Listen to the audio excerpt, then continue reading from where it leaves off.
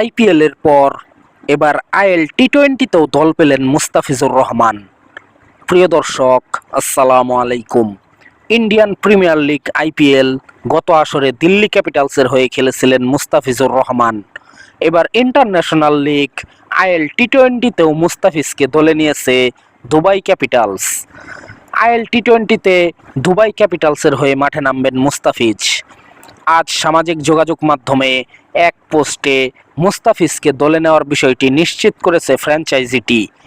আইপিএলে আসরের মাঝপথে মিচেল স্টার্কের বদলি হিসেবে সুযোগ পেয়েছিলেন মুস্তাফিজ। এবার আইএল টি-20তেও বদলি ক্রিকেটার হিসেবে দল পেয়েছেন তিনি। ইংলিশ পেসার লাক উডের বদলি হিসেবে বাংলাদেশি এই পেসারকে দলে নিয়েছে দুবাই। আগামী 30 সেপ্টেম্বর অনুষ্ঠিত হবে আইএল টি-20র নিলাম। এর আগেই দল পেলেন মুস্তাফিজ। আগামী 2 ডিসেম্বর থেকে মাঠে গড়াবে এই আসর। ফাইনাল হবে আগামী বছরের 4 জানুয়ারি। দেশের বাইরের কোনো লিগে চতুর্থবারের মতো খেলবেন মুস্তাফিজ। ইতিমধ্যেই Lanka premier league LPL, Pakistan super league PSL ও ভাইটালিটি ব্রাস্টে খেলেছেন তিনি।